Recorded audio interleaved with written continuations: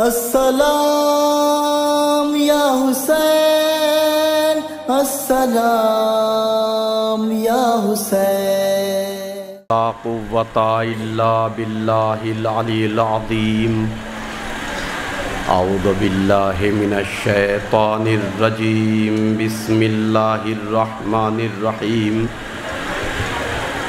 Rabbi इश्रह ली सदरी वयस्सिर ली अमरी वहलुल उक़दतम मिन लिसानी यफ़क़हू क़ौली।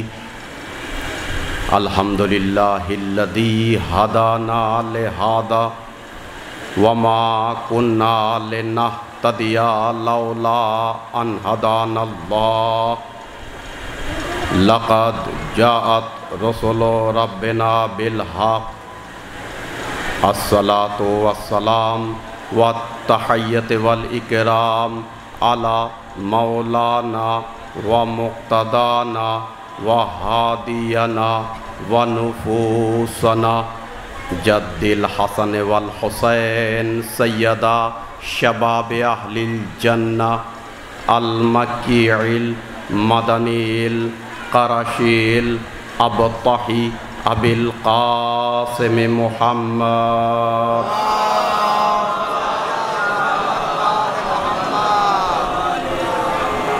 व आलिहि तय्यबीन अत्ताहिरीन व तूरे सीनीन व हाज़ल बलदिल अमीन।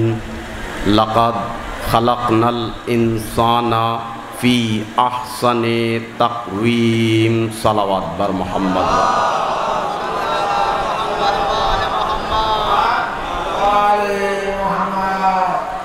अज़ीज़ाने गिरामी, अज़ादाराने सय्यदुश शुहदा, आज माशिया गिरामे बारगाहे हज़रते ज़ैनब सलामुल्लाह अलैहा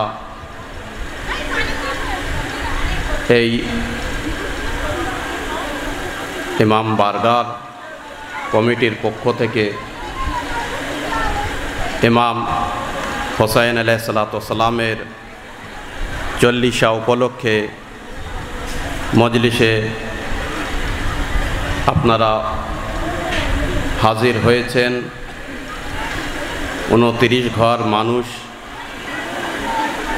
অল্প লোকজন, আকাশের এই অবস্থা,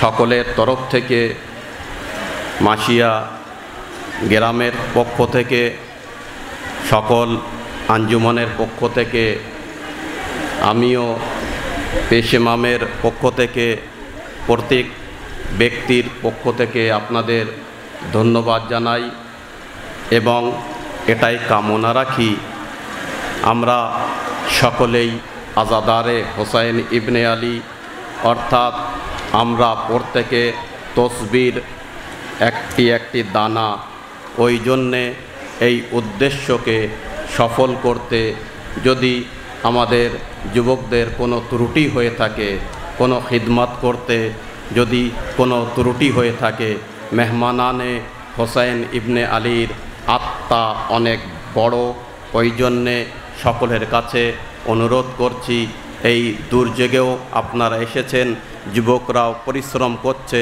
যদি কোনো ত্রুটি হয়ে থাকে তাহলে আগাম ক্ষমা প্রার্থনা আমরা চাচ্ছি। আজাদারও ইমাম হোসাইন আলাইহিসসালামের আজকের এই মজলিসে পাক পবিত্র কোরআনে মজিদের একটি ছোট্ট সূরা, সূরায়ে 3, সূরায়ে ওয়াত-তিন, সেই সূরায়ে ওয়াত-তিনের 4টি আয়াত পাঠ করলাম। ওলামায়ে কেরাম, আইম্মায়ে জামাআত, ইমামে জুমা, তুল্লাবে হাদিস সকলেই আছেন। ক্ষমা চেয়ে আগে বাড়ব মজলিসের দিকে। সূরায়ে কোরআনে মজিদের পবিত্র ছোট্ট সূরা, তার খুবই ভূমিকা আছে। সেই সূরার নাম ওয়াত-তিন, 3 তাকে বলা হয়। এই পবিত্র সূরার 4টি আয়াত পাঠ করলাম। বিসমিল্লাহির রহমানির রহিম। ওয়াত্তিনে ওয়াজ্জাইতুন, আল্লাহ কিরে খাচ্ছে, কসম খাচ্ছে কার? ওয়াত্তিন ওয়াজ্জাইতুন। তিন ইঞ্জির ফলকে বলা হয় ফিগ, ইংলিশ থেকে বলা হয় আত্তিন ওয়াজ্জাইতুন। ফিগ ফ্রুট অর্থাৎ ইঞ্জিল ফলের কসম, ওয়াজ্জাইতুন জৈতুন ফলের কসম। ওয়াত্তিনে ওয়াজ্জাইতুন ওয়াতুরে সিনিন, এবং সিন পর্বতের কসম। ওয়াতুরে সিনিন, সিন পর্বতের কসম। ওয়াহাদাল বালাদিল আমিন, এবং এই শান্তিপূর্ণ নগরীর কসম, অর্থাৎ মক্কা এবং মদিনা। ভালো করে বুঝবেন। প্রথম আল্লাহ কি রেখাচ্ছে? ওয়াত্তিন অর্থাৎ কিসের? ইঞ্জির। ইঞ্জির ফল ডুমুরের মতো দেখতে, কিন্তু ঔষধে ভরা, বিশেষ করে পেটের রোগের জন্য খুবই ভালো। যাই হোক, অল্প মজলিস পড়ব, এবং কমিটির কাছে অনুরোধ, টাইমটা আমাকে একটু বলে দিলে ভালো হয়। 1 ঘন্টা সভাপতি সাহেব আদেশ করলেন। ইনশাআল্লাহ চেষ্টা করব 1 ঘন্টার ভিতরে মজলিস শেষ করার। যারা রান্না করছে তারাও যেন চেষ্টা করে 1 ঘন্টার ভিতরে মাংসটা রান্না করার। ওয়াত্তিনে ওয়াজ্জাইতুন, ইঞ্জিরের কসম এবং জায়তুনের কসম। কটা হলো? 2টি কিরে। কটা? 2টি। তৃতীয় ওয়াতুরে সিনিন, সিন পর্বতের কসম, যে পর্বতে হজরতে মুসা আলাইহিসসালাম 40 মুমিনকে নিয়ে গিয়েছিল আল্লাহকে দেখানোর জন্যে। আল্লাহর একটি নূর এসে, সবাই জানেন, পর্বত পুড়ে সারকার হয়ে শর্মার মতো হয়ে গিয়েছিল। সেই পবিত্র তুর, এবং পাহাড় তো ছোট হয় না, বহু বড়।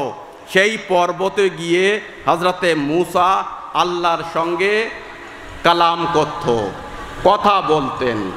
হজরতে মুসা যে পর্বতে গিয়ে কথা বলতেন আল্লাহর সঙ্গে, কখনো গায়েব থেকে কণ্ঠ আসতো, কখনো কোনো গাছের মাঝখান থেকে শব্দ আসতো, ধ্বনি আসতো। যাই হোক, সেই পাহাড়ে অতি সম্মানীয় মাউন্ট পাহাড়, হলি পাহাড়, সেই পাহাড়ের কিরে খাচ্ছে। 3টি হয়ে গেল। সালাওয়াত পড়ুন বার মোহাম্মদ ওয়া আলি মোহাম্মদ। আগাপে ফরমাই।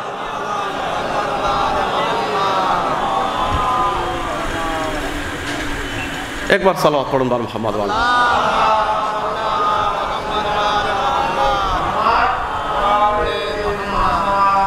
ওয়াত্তিনে, মনে রাখবেন, ভূমিকা যদি ভালো করে তাড়াতাড়ি বুঝিয়ে দিতে পারে তাহলে খুব তাড়াতাড়ি আমি আগে বাড়তে পারবো ওলামাদের সাহায্য নিয়ে। ওয়াত্তিন ফিগ ফ্রুট অর্থাৎ ইঞ্জিরের কসম। ওয়াজ্জাইতুন জৈতুন ফলের কসম। ওয়াতুরে সিনিন, মুসা যে পাহাড়ে গিয়ে আল্লাহর সঙ্গে মোলাকাত করে সেই পাহাড়ের কসম। ওয়াহাদাল বালাদিল আমিন, এবং এ আমার নবী, এই শান্তিপূর্ণ পিসফুল সিটি অর্থাৎ মক্কা আর মদিনার কসম। 1, 2, 3, 4, চতুর্থর ভিতরে 2টি আছে, মক্কা আর মদিনা। হে পাক পরওয়ারদিগার, 4টি কসম, কিন্তু 5টি জিনিস। শুধু মক্কার কসম খেয়ে থেমে গেলে হতো, কিংবা মদিনার কসম খেয়ে থেমে গেলে হতো। পঞ্জতনি আজাদার বসে আছেন, হয়তো পাক পরওয়ারদিগার বলবে এই 5টি জিনিস, উচ্চ জিনিস, বুলন্দ জিনিস, সম্মানীয় জিনিস আরে আগামী জেনারেশনে এই 5 জনার মাননেওয়ালাই এর ব্যাখ্যা শুনবে। ওই জন্যই 5টি জিনিসের কসম খেয়ে তারপরে মানুষের কথা আলোচনা করেছে। লাকাদ খালাকনাল ইনসানা ফি আহসানে তাকওয়িম, তিনের কসম, জৈতুনের কসম, কোহে তুরের কসম এবং মক্কা মদিনার কসম। লাকাদ খালাকনাল ইনসানা ফি আহসানে তাকওয়িম, অবশ্যই আমি মানবকে পরিপূর্ণ জ্ঞানী, আকলো, বিবেক যত সুন্দর হওয়ার দরকার तमाम পৃথিবীর বুকে সব থেকে উত্তম সৃষ্টি করেছি। অর্থাৎ মানুষ যদি হও, আগে এই 5টি কিরের কথা স্মরণ করতে হবে। ওই জন্য আমরাও 5 পঞ্চতনকে আগে স্মরণ করি, আমরা মানুষের পরিচয় দেওয়ার জন্য। সালাওয়াত পড়ুন বল মুহাম্মদ।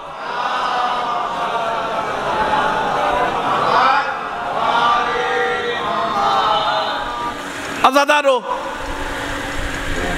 5টি কিরে খাবার পরে পাক পরওয়ারদিগার আপনাদের আমাদের মানুষের কথা আলোচনা করছে। লাকাদ খালাকনাল ইনসানা ফি আহসানে তাকওয়িম, মানুষকে আমরা সম্পূর্ণ কমপ্লিট সৃষ্টি করেছি। ভালো করে বুঝবেন, আপনারা কসম খান, তাই তো? মজলিসের ভূমিকায় বুঝলে ইনশাআল্লাহ আগে খুব তাড়াতাড়ি আমি যেতে পারবো। আমরা কিরে খাই, তাই তো? কিসের কিরে খাই?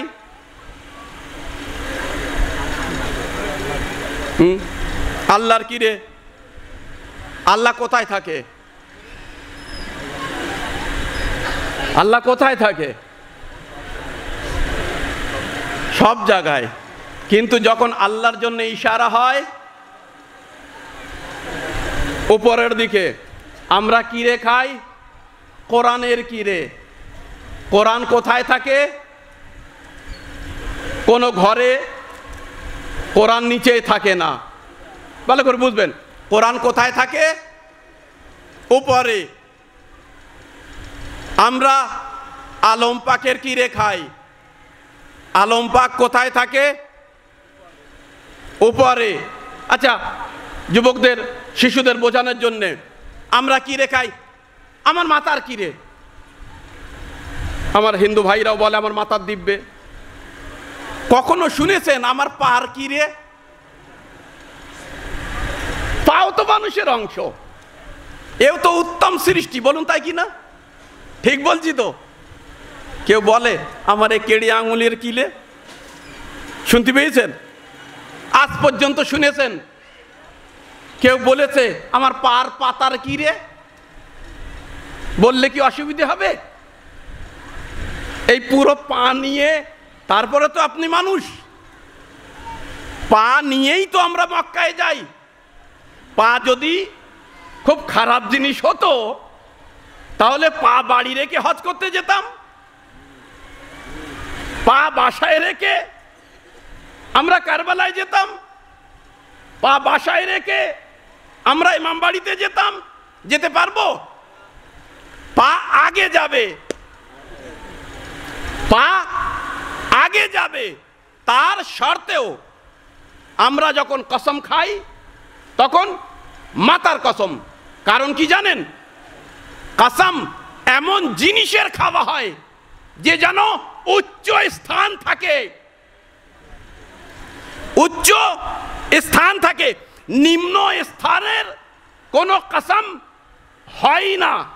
আল্লাহ তাবারক ওয়া তাআলা বলছে লাকাদ খালাকনাল ইনসানা ফি আহসানে তাকওয়িম, মানুষের সৃষ্টির আগে যে আমি এত সুন্দর সৃষ্টি করেছি, তার আগে 4টি কসম খেয়ে বিশ্বাস দিচ্ছে। ভালো করে বুঝুন তো। হয়তো একটু অসুবিধা হচ্ছে শুনতে, কিন্তু মাইকটা একটু আব্বাস বেশি বাধা দিও না, আমারও কষ্ট হচ্ছে। পরপর 7 দিন মজলিস পড়তে হবে, আর এই মহরম থেকে এখানে তো ডেলি একটা মজলিস পড়লে হয়ে যায়, উর্দু থেকে মজলিস স্পিডে পড়তে হয়, জোরে চিল্লাতে হয়, যাই হোক ওলামারা জানে। আজাদারও ঠিক আছে, বসো ফিরুন। শুনুন, আমি একটা উদাহরণ দেই, ভালো করে বুঝবেন। মানুষের ভিতরে আর পশুদের ভিতরে পার্থক্য কি? ওলামারা বসে আছেন, আমরাও জানি, বাচ্চাদের জন্যে পার্থক্য কি? আমরাও কথা বলি, কিছু পশু আছে তারাও কথা বলে। হ্যাঁ, পার্থক্যই আমরা বুঝতে পারি না, কিন্তু তারা কথা বলে। আমরা খাই, তারাও খায়। আমরা হাঁটি, তারাও হাঁটে। আমরা হয়তো বেনামাজি, কিন্তু তারা কিন্তু তাসবিহ তাহলিল করে। ইউসাব্বিহু লিল্লাহি মা ফিস সামাওয়াতি ওয়া মা ফিল আরদ। আমরাও যদি ইবাদত করি, তারাও ইবাদত করে। আমরাও যেমন ভ্রমণ করি, তারাও করে। বেশি উদাহরণে যাবে না, সব আছে তাদের, আমাদের মতো। রক্ত আছে, হাড় আছে, মাংস আছে। একটা জিনিস নেই যার জন্য আমরা উত্তম, সে জিনিসটা কি? আকল। বাংলা কি বলে? বুদ্ধি, বিবেক। ভালো করে বুঝুন। মাওলানা হলো না কেন? আরে ওদের সব আছে, আমাদেরও তাই আছে। ওদের গায়ে যত শক্তি, আমাদের গায়ে অত শক্তি। হাতির মতো শক্তি আছে আপনার? না। একটা পিপিলিকা এন্ড ও যত 3.5 কিলোমিটার দূরে থেকে শুকে বলে দেয় খাদ্য কোথায় আছে, আমরা বলতে পারবো? পারবো না। কুকুর হয়তো না পাক, কিন্তু ও 1.5 কিলোমিটার থেকে পায়ের ধ্বনি বুঝতে পারে যে এটা ডাকাত না আমার বাড়ির মালিক। আমরা পারবো? পারবো না।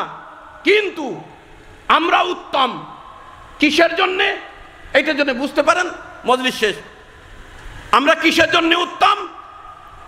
বুদ্ধি, বিবেক, যাকে কোরআন বলেছে আকল।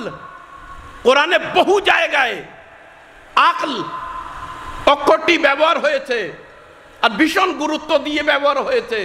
ভালো করে বুঝবেন। আকল যদি না থাকে, পশুর থেকে অধম হয়ে যায়। উদাহরণ দেই, ধরুন এখানে এক ব্যক্তি এসেছে, লম্বা চওড়া, হ্যান্ডসম, সুন্দর দেখতে মানুষ, বডি বিল্ডার, ফেমাস ব্যক্তি। সঙ্গে সঙ্গে যাবে তার সঙ্গে সাক্ষাৎ করতে, হাত মিলাতে, ফটো তুলতে, যাবে কিনা বলুন? ঠিক আছে, উদাহরণ আর একটা দেই। এই মুহূর্তে অচেনা এক মাওলানা আসলো, পোশাক সব ঠিক, চেহারা অপূর্ব দেখতে, নুরানি চেহারা, ড্রেস কমপ্লিট, মুখ দেখেই এত সুন্দর, তার সঙ্গে ফটো নিতে ইচ্ছা হয়। উদাহরণ দিচ্ছি, যদি ওখানে আসতে আসতে আমরা তার কাছে চলে গিয়েছি, এমন সময় এক যুবক যদি একটু ইশারা এই দিকে করে দেয়, এদিকে দেখবেন, যদি একটু ইশারা করে দেয়, ব্যাস, যে মাওলানা, বডি বিল্ডার ও ফেমাস ব্যক্তি, সবই ঠিক, সুন্দর দেখতে, শক্তি আছে, রূপ আছে, সবই ঠিক, কিন্তু তার কাটা, বুদ্ধি নেই, পাগল। যত বেশি শক্তি, মানুষ তত শক্তিতে দৌড়ে উল্টো দিকে চলে যাবে। জানি না পাগল কি করে বসে ফটো নিতে গিয়ে ক্যামেরায় ভেঙে দিলে। তাহলে মানুষের যদি বুদ্ধি না থাকে, তার কোনো দাম নেই। আমাদের বাসায় পোষা গরু, তার কাছে যাই, কিন্তু যদি বডি বিল্ডার বুদ্ধি না থাকে, তার কাছে যেতে ভয় পাই, জানি না কোন ঢিলটা মারবে, কোন ইট মারবে। তাহলে বুদ্ধি না থাকলে মানুষের কোনো মূল্য নেই। আবার বলছি, বুদ্ধি না থাকলে মানুষের রূপ কোনো দাম নেই। আছে? চুপ করে থাকেন কেন? হ্যাঁ, কথা বলেন, তাহলে আমারও ভালো লাগবে যে হ্যাঁ কথা বলছে নাকি। মানুষের শক্তি আছে, বুদ্ধি না থাকলে, আকল না থাকলে, নিজে চিন্তা করে দেখবেন, তার পাশে গিয়ে বসতে ভয় লাগবে। রূপ থাকলে, যদি আকল না থাকে, ভালো করে চিন্তা করে দেখেন, আপনার ছেলের জন্য কোনো মেয়ে দেখতে গিয়েছেন, খুব সুন্দর ড্রেস, 1 লাখ টাকার ড্রেস, সুন্দর দেখতে, কিন্তু তার কেউ যদি বলে পাগল, যাবেন? আত্মীয়তা করবেন? মনে হয় কিছু লোক করবে, তারা মাথায় নাড়া দেয় না, জিভ তো কেউ নাড়া দেয় না, মাথা তো নাড়া দিচ্ছে কিছু লোক। যাই হোক, আমি এই জন্য বলছি যে 1 ঘন্টা মজলিস বলেছে, কিন্তু ওই পর্যন্ত বার্তাটা পৌঁছতে হবে, তারপরে সঙ্গে না দিলে মজলিস হয় না। শুনে রাখবেন, কি ব্যাপার? রূপ আছে, বুদ্ধি নেই, চলবে না। চলবে? শক্তি আছে, আকল নেই, চলবে? চলবে না। বিবেক না থাকলে মানুষ চলবে না। ভালো করে বুঝবেন, রূপ থাক, পয়সা থাক, ড্রেস থাক, জ্ঞান না থাকলে, বিবেক না থাকলে, বুদ্ধি না থাকলে সে মানুষের কোনো মূল্য নেই। ইসলাম ধর্মে নামাজ পড়াতে যাব, ইমাম সাহেব নির্বাচন করব, বালিগ হবার পরে দ্বিতীয় শর্ত আকল যেন সালিম থাকে, তাই তো? বুদ্ধি যেন হয়। আমি ডাক্তারের কাছে যাব, কেউ যদি বলে এ ডাক্তারে কিন্তু আকল নেই, যাব? যাব না। আমি ইঞ্জিনিয়ার নিয়ে আসবো, ইঞ্জিনিয়ারের যদি পাশের বাড়ির লোক বলে আরে ও ইঞ্জিনিয়ার বটে, কিন্তু ওর আকল নেই, কোনো কাজে লাগবে? আপনি নিয়ে আসবেন? আপনি ড্রাইভার যার হাতে পুরো জীবন, আপনার পরিবার নিয়ে যাচ্ছেন, হঠাৎ আমি যদি বলি এর ড্রাইভার খুব ভালো, খুব পাকা, কিন্তু এর আকল নেই, নেবেন? নেবেন না। ভালো করে বোঝেন, একটি ডাক্তার, তার ডিগ্রি সবকিছু, আকল না হলে কবুল নয়। একটি মাস্টার, তার ডিগ্রি আছে, আকল না হলে নেব না। একটি ইঞ্জিনিয়ার, আকল না হলে নেব না।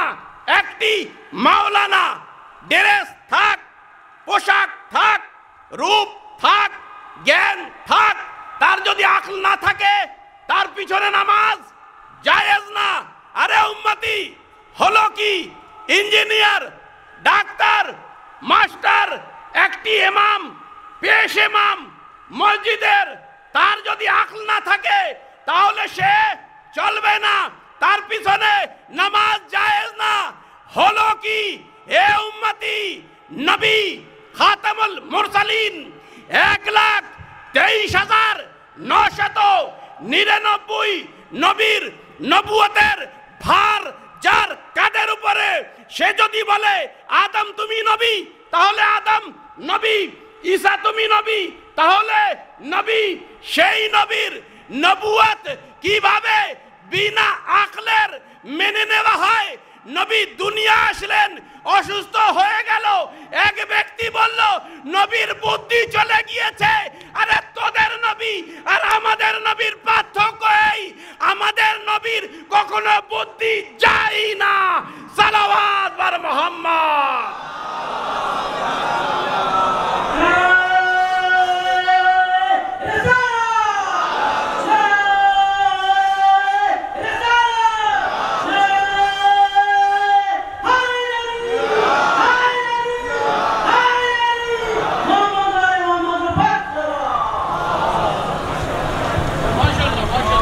हाँ, देर से ही सही मगर क़िबला को समझ में तो आया। जज़ाकुमुल्लाह बेवाशिद शौक़ में करीब दाइए खुदे मुने ভালো করে বুঝবেন, একটি ক্ষুদ্র মাওলানা, একটি ছোট্ট মসজিদে মিনিমাম, ছোট্ট মসজিদের ক্ষুদ্র মাওলানাও যদি আমি নেই, রূপ, চেহারা, টাকা পয়সা, সুন্দর বাইক সব আছে, কিন্তু কেউ যদি বলে এর আকল নেই, তার পিছনে নামাজও জায়েজ না। আর 1,23,999 নবীর সর্দার এক ব্যক্তি এসে বলে এনার হিজিয়ান হয়েছে, অর্থাৎ আকল হারিয়েছে। আল্লাহু আকবার। কখনো মানা যায়? তার পিছনে নামাজ পড়া যায়? বাস এই পার্থক্য। আমাদের নবী এমন যে জন্মের পরে, দুনিয়ায় আসার পরে শেষ পর্যন্ত তার পিছনে নামাজ পড়া যায়। আর দুনিয়ার নবী এমন কিছুদিন তার পিছনে নামাজ পড়া যায় না তাদের মতে। এই পার্থক্য ভালো করে বুঝবেন। মানুষের ভিতরে আর পশুদের ভিতরে পার্থক্য কি? আকল।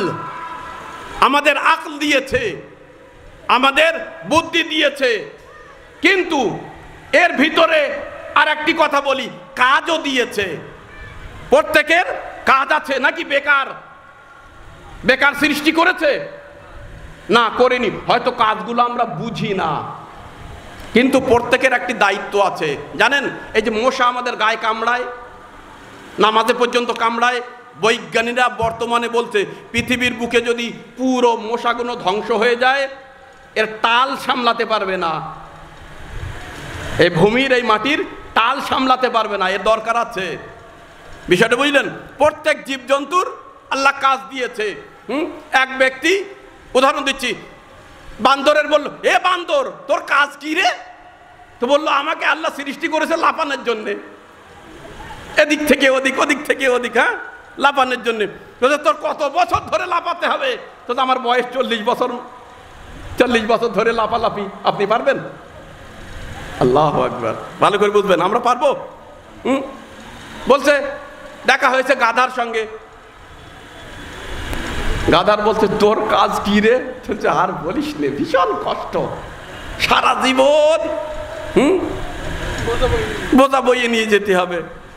বলছে, কত বছর ধরে বোঝা ববি? বলছে, 35 বছর আমার বয়স। আমরা পারবো? পারবো না। হ্যাঁ, ঘোড়ার বলছে, ঘোড়া, তোর কি জন্য সৃষ্টি করেছে? তো সারা জীবন আমার কাজ দৌড়তে হবে, দৌড়িয়েই যাচ্ছি। হ্যাঁ, বয়স কত? বলছে, এই 29 বছর পর্যন্ত, 30 বছর পর্যন্ত আমার জীবন। পারবেন? পারবো না। অন্য বহু পশু উদাহরণ আছে, মানুষের কাছে পৌঁছে বলছে, এ মানব, তোমাকে কি জন্য সৃষ্টি করেছে? না লাফানোর জন্যে? দরকার হলে লাফাতে হবে, নইলে খানায় পড়তে হবে, দরকার হলে দৌড়তে হবে। আমরা আর বাইনে দৌড়ে যাই, আমরা কিন্তু নবীর ফেলে পাহাড়ে দৌড়াই না। দৌড়ানোর পার্থক্য আছে, কোথায় দৌড়াতে হবে এইটা বুঝতে হবে। গাধা, ওর একটি কাজ আছে। মানুষের কাজ কি? মানুষের কাজ হলো চেষ্টা করা। ভালো করে বুঝবেন, বিশেষ করে শিশুদের জন্য মজলিস পড়ছি। মানুষের কাজ কি? চেষ্টা করা। মানুষের কাজ কি? রিসার্চ করা। আমাদের বাঙালি শিয়া কমের উপরে, বাঙালি মুসলমানদের উপরে এই কথাটি জাহিরও ওয়াজেও আশকার পরিষ্কার হওয়া দরকার। কম যদি আমরা চেষ্টা না করি, তাহলে পশুদের ভিতরে আমাদের ভিতরে কোনো পার্থক্য নেই। আমাদের উন্নতির একটি রাস্তা, আমাদের চেষ্টা করে যেতে হবে। আর দ্বিতীয়, রিসার্চ করতে হবে। যে যাই বলবে চুপচাপ মেনে নিলাম, যে যাই করবে চুপচাপ মেনে নিলাম, এটা কিন্তু জীবিত কমের চিহ্ন নয়। আপনার পরিচয়, আপনাকে রিসার্চ করতে হবে, আপনাকে চেষ্টা করতে হবে। যদি চেষ্টা করতে থাকেন, রিসার্চ করতে থাকেন, তাহলে আপনারা জীবিত কম, আমরা জীবিত কম। আর যেদিন আমরা চেষ্টা বন্ধ করে দেব। অন্যর ভিতরে আমাদের ভিতরে পার্থক্য কিছু থাকে না। শরিয়ত ল্যাঙ্গুয়েজে বলি, ওলামাদের মাঝখানে তামাম দুনিয়ায় মুসলিম আছে, ফিরকা আছে, আইন আছে, ধর্ম আছে, শরিয়ত আছে, কিন্তু রিসার্চের দরওয়াজা সকলে বন্ধ। কেউ অমুক ইমামের কাছে দরওয়াজা বন্ধ, ফতোয়া বন্ধ। রিসার্চ মানে ফতোয়া। একমাত্র ইসলামিক ধর্মের ভিতরে, ফিরকার ভিতরে, ইসনা আশারি, ইমামিয়া ফিরকা, শিয়া ফিরকা, যার এখনো রিসার্চ বাকি আছে, অর্থাৎ মুস্তাহিদ বাকি আছে। এই মুস্তাহিদের কম রং করার জন্যে, মুস্তাহিদের মাজা ভাঙার জন্যে দুনিয়ার শক্তিরা লেগে আছে। আমাদের কাছে প্রশ্ন করে, আরে তোমরা মজলিস করো, হোসাইনের মজলিস করো, মৌলা আব্বাসের মজলিস করো, কারবালার মজলিস করো, আলী আকবরের ফটো লাগাও, হাসান নাসরুল্লাহ ফটো লাগাও, খামেনাই ফটো লাগাও, সিস্তানি। আরে তোরা কি জানিস আমরা জীবিত মুস্তাহিদের ফতোয়ায় আমল করি। আমাদের শরীয়তে বিভ্রান্তের দিকে যখন কেউ যায়, আমাদের মুস্তাহিদরা আমাদের পথ দর্শন করিয়ে দেয়, পথ সঠিক করিয়ে দেয়, আমাদের ভুল ভেঙিয়ে দেয়। মনে রাখবেন, আজকে খামনাই সাহেবের ফটো আমাদের চিহ্ন, আর এটাই সঠিক কথা। শত্রু যে কাজ থেকে আমাদের বেশি রাগ করবে,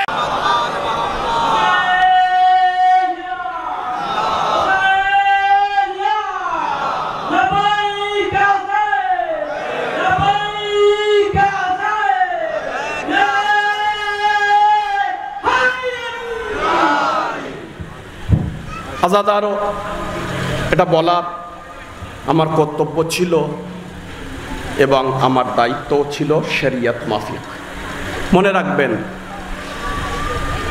আপনাদের যারা শত্রু, অর্থাৎ ওপেনলি বলি দুনিয়ার সুপার পাওয়ার, অর্থাৎ আমেরিকা, ইসরায়েল, আজাদারির মাধ্যমে মনে রাখবেন যে কাজটি ওদের বেশি রাগান্বিত করে, মনে করতে হবে এই কাজটি আমাদের বেশি করতে হবে। হযরতে আলী আসগর আলাইহিসসালামের যে জুলুস আমরা কোলে করে মায়েরা, এ দেখে সুপার পাওয়ার ইমামিয়াদের শত্রুদের মাথা ঘেবড়ে যায়, ভয়েতে কাঁপে। অতএব সেই প্রোগ্রাম আমাদের বেশি করতে হবে। খামনাই সাহেবের, সিস্তানি সাহেবের ফটো দেখে যদি শত্রু হোয়াইট হাউসে বসে তার বুক কেঁপে যায়, তাহলে একদিন আসবে ইনশাআল্লাহ আমরা হোয়াইট হাউসেও খামনাই সাহেবের ফটো লাগিয়ে দেব। ওপেন বলছি, ভিডিও হচ্ছে। কারণ এ ফটো কোনো নায়কের ফটো না, মনে রাখবেন। এ ফটো কোনো সিনেমার হিরোর ফটো না, এ সত্যিকারের হিরো, এ সত্যিকারের কাহরামান। এ এক হাতের আঙুল দিয়ে পুরো দুনিয়া কাঁপিয়ে দেয়, সত্যের ওপরে থাকে, যার আঙুলে তসবি ছাড়া কিছু থাকে না। আজাদারও মনে রাখবেন, জায়গায় জায়গায় খামনাই সাহেব, সিস্তানি সাহেব, হাসান নাসরুল্লাহ, ওরা মনে করেছিল হাসান নাসরুল্লাহকে শহীদ করে তার চিন্তাকে মুছিয়ে দেবে। কিন্তু মনে রেখো, হোসাইনি চিন্তা কখনো মিটবে না।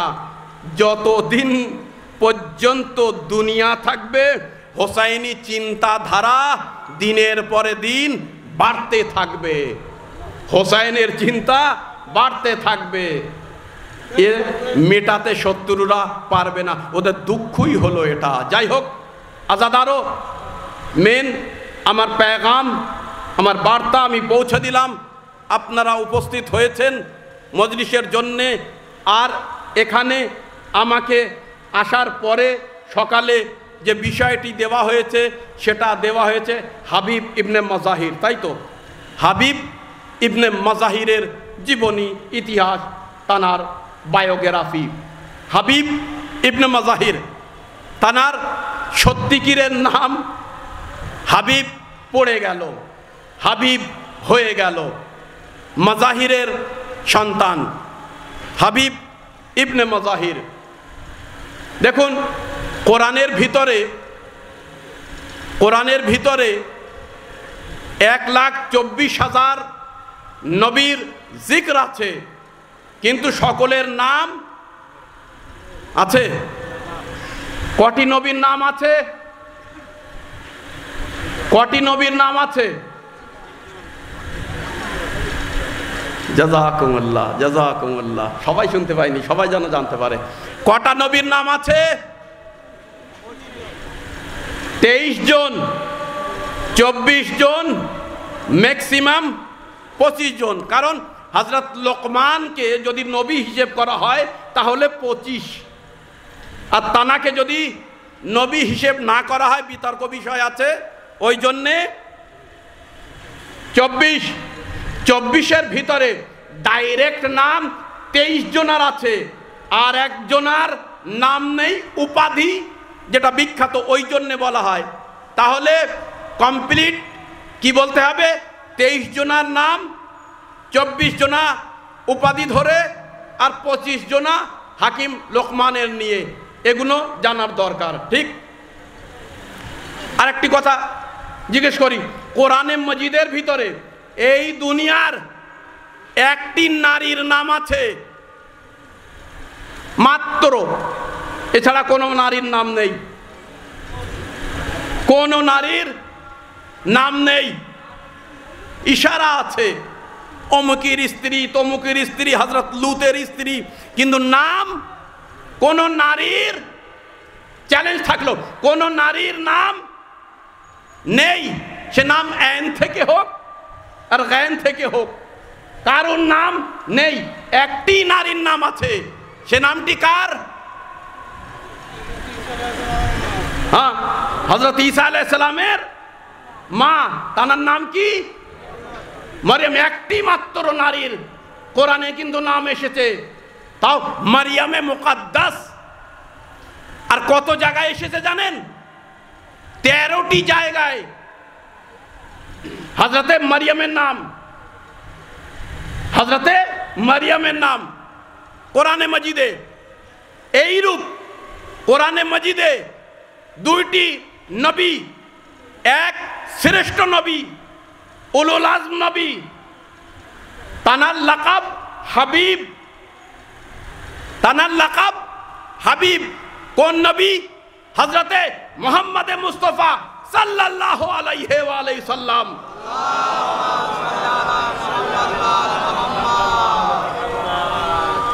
যে রূপ মজলিস শোনার আশা রাখেন সেই রূপ সালাওয়াত পাইনি, বলো।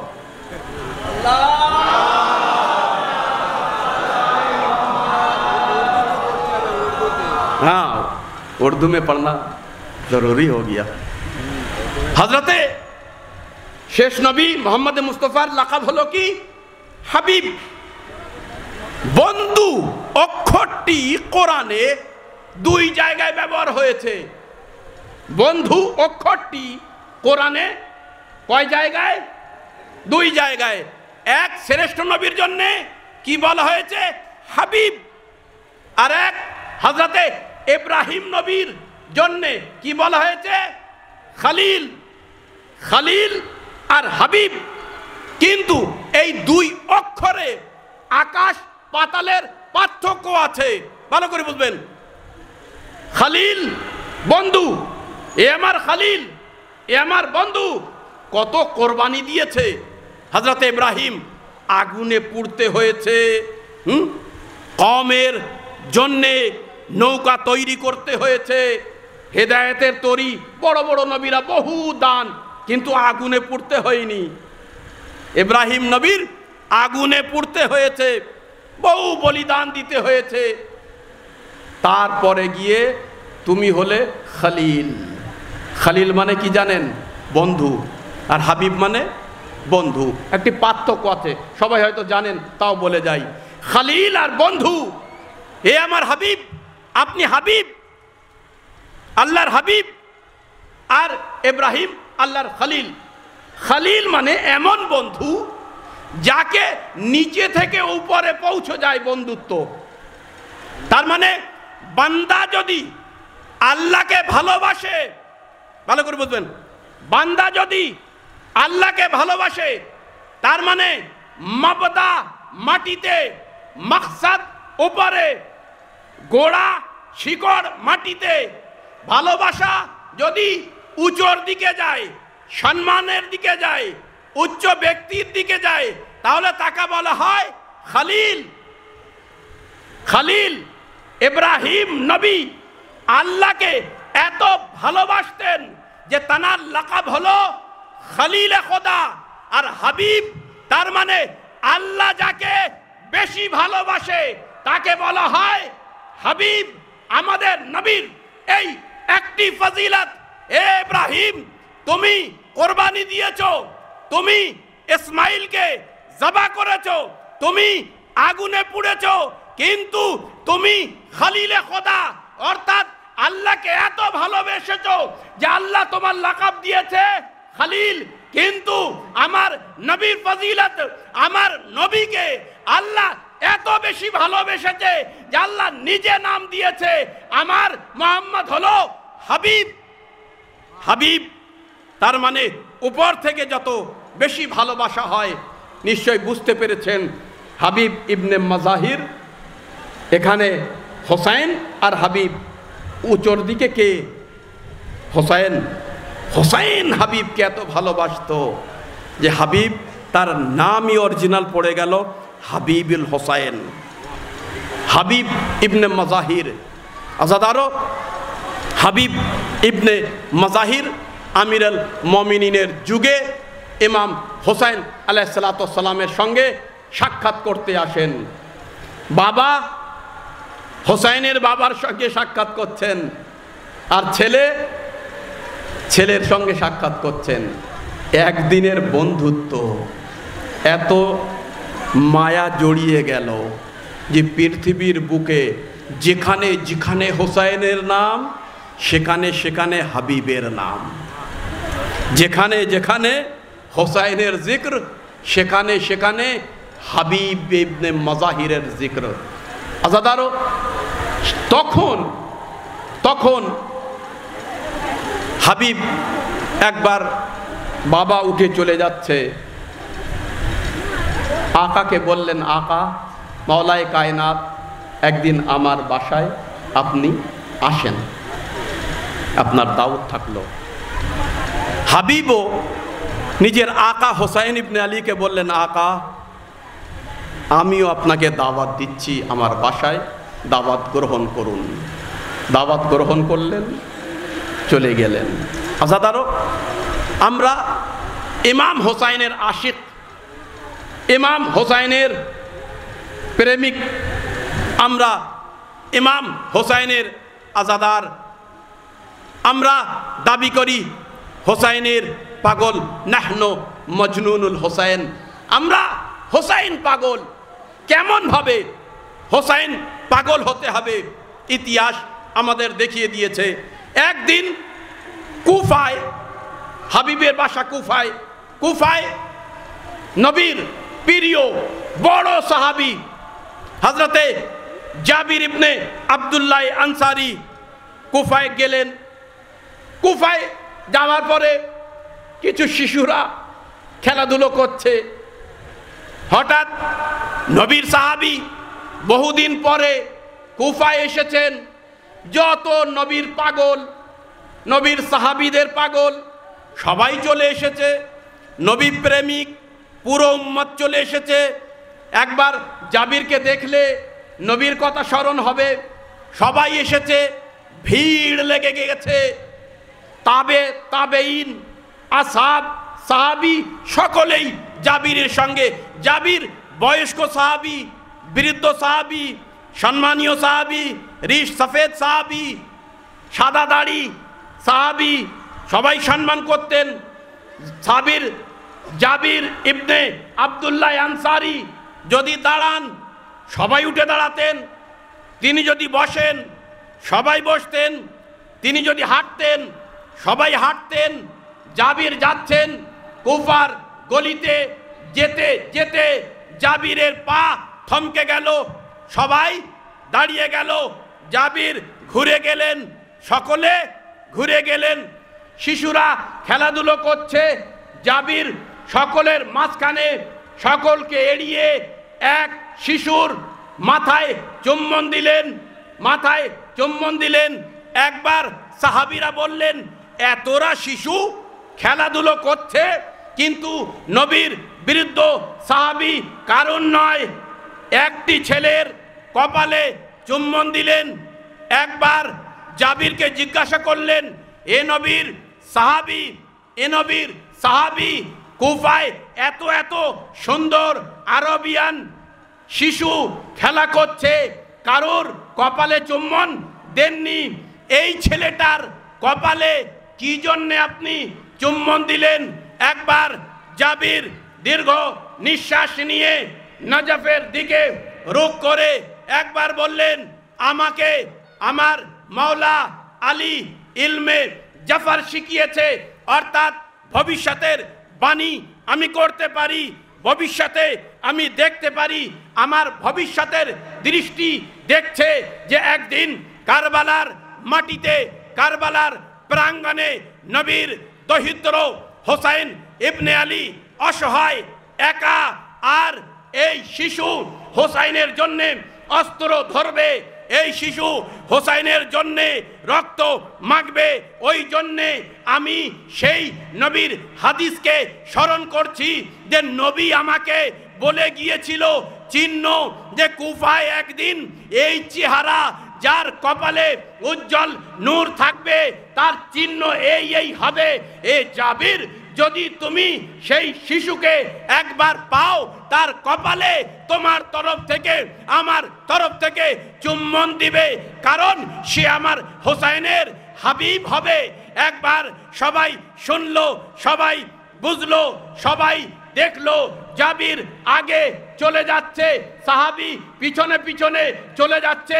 এমন সময় হাবিব ইবনে মাজাহির চিৎকার করে বললেন, এ নবীর বিরুদ্ধ সম্মানীয় বুজুর্গ সাহাবী জাবির ইবনে আব্দুল্লাহ আনসারী, আপনি ভবিষ্যতের বাণী শুনিয়েছেন, তাহলে আমারও একটি কথা শুনে যান।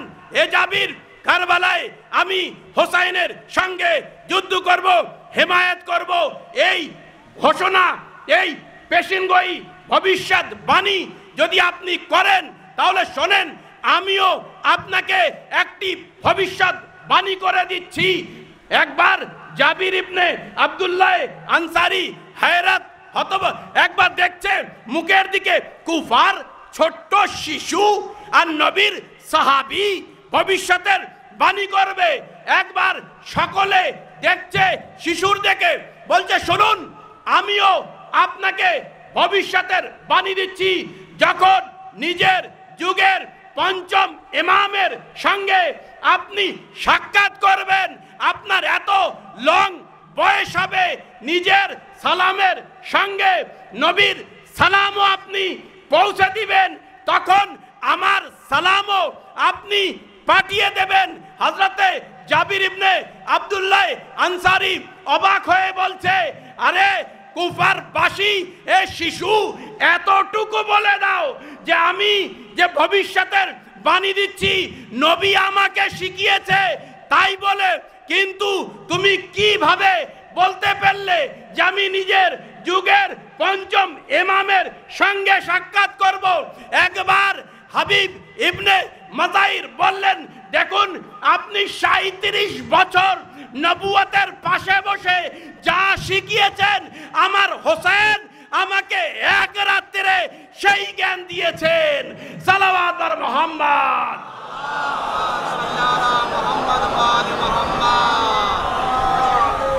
আল্লাহু আকবার। জিবরাইল যেখানে আসে, কোরআন যেখানে অবতীর্ণ হয়, যেখানে সাহাবীদের ঝুমঘাট, যেখানে জমায়েত হয়, সেই আসরে জাবির ইবনে আব্দুল্লাহ আনসারী, যা এত বছর ধরে শেখে হোসাইন ইবনে আলীর বন্ধু, হাবিব ইবনে মাজাহির এক রাত্রে সেই জিনিস শিখিয়ে যায়। বিষয়টি বুঝলেন? ওই জন্যে বহু লোক বলে তোরা মজলিসে গিয়ে কি পাস, আরে পানি হচ্ছে যাস না, ঝড় হচ্ছে যাস না, বৃষ্টি হচ্ছে যাস না। কিন্তু দুনিয়াবাসী কি বোঝে? হোসাইনের মায়ের নামের বিছানা, এই হোসাইনের ফরশে তোমরা 60 বছরে যা না পাও আমরা একদিনে তাই পাই। ব্যাখ্যা দেবার সময় নেই, ভালো করে বলুন তো। কোটি কোটি টাকা আপনার দেব, হয়তো ঘুষ দিয়ে সুদ দিয়ে রাজার পাশে বসতে পারবেন, কিন্তু আল্লাহু আকবার, এত সাদা শীতে এই ফরশ যে আসবে মা ফাতেমার পাশে স্থান পাবে। অত সহজ। আমাদের যুবকদের, শিশুদের আজাদারও বৃষ্টি হচ্ছে, যাই হোক বৃষ্টির কাজ বৃষ্টি করে যাবে, যত সময় পারবো আমরা আমাদের কাজও করে যাব, সময়ও আর বেশি নেই। হযরতে হাবিব ইবনে মাজাহির বাসায় দাওয়াত করলেন, বাসায় আসলো। একবার হাবিব ইবনে মাজাহিরের ইতিহাসে লেখা আছে, হাবিব ইবনে মাজাহির যখন থেকে মাওলা আলী আলাইহিসসালাতু ওয়াসসালাম আর ইমামে হোসাইনকে দাওয়াত করলেন, তখন থেকে এত তৃষ্ণা হোসাইনের জিয়ারাতের তিনি ছিলেন যে সকাল হতো, সিঁড়ি বয়ে, বড়লোক ছিল তানার বাবা মাজাহির, বড় ঘর ছিল যাকে বলা হয় ফোর্ট, মেহেল, দুর্গ, সেখানে উঠে তাকাতেন, একবার দেখতেন আমার মাওলা আমার হোসেন আসছেন কি। নিরাশ হয়ে আবার মা ডাকতো, নিচে চলে আসতেন। সন্ধ্যা হতো, আবার উঠে ছাদের উপর থেকে দেখতেন যে আমার আকা, কারণ এমন যেন না হয় যে আমার আকা আসে আর আমি যেন স্বাগত না জানাতে পারি, আমার যেন জ্ঞানে থাকে যে মাওলা আমার আসছেন, আমি যেন স্বাগত জানানোর জন্যে বাসা থেকে বার হয়ে আসি। হাবিব ইবনে মাজাহিরের ডেলি রুটিন ছিল এই। একদিন, কোন সেই রাত আপনাদের কাছে বলছি, এক রাত্রে হোসাইন যা শিখিয়েছে। হাবিব ইবনে মাজাহির প্রত্যেক দিন একই রুটিন। মা বলে, বেটা ছোট মানুষ, এত তাড়াতাড়ি উপরে মিনারার উপরে উপরে যেতে যেতে পা পিছলে যেন না যায়। এ আম্মা, আমি আর আমার আকার হোসাইনের সম্মানে যাচ্ছি। সকাল হয়, সন্ধ্যা হয়, দুপুর হয়, তানার রুটিন। কিন্তু একদিনের কথা, হাবিব ইবনে মাজাহির যখন ফোর্ট, দুর্গ, কেলার ওপরে মিনারায় গিয়েছেন, পা পিছলে তিনি পড়ে যান। বাবা এসে দেখে আমার সন্তানের নিঃশ্বাস আর নেই। এই সময় হইচই শুরু হয়ে যায়। কুফায় চারিদিক শব্দ আসে।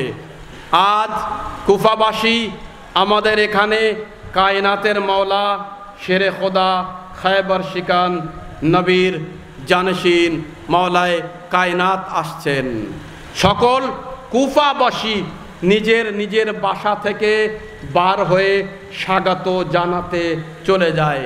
তখনকার যুগের নিয়ম ছিল খেজুরের গাছের ডাল নিয়ে মানুষ স্বাগত জানাতো, কেউ ফুল বর্ষণ করত, কেউ কুজাই নিয়ে পানি মাটিতে ফেলতো, তার মানে এ মাওলা আপনি আসছেন, আপনার স্বাগতর জন্যে রাস্তা যেন ঠান্ডা থাকে।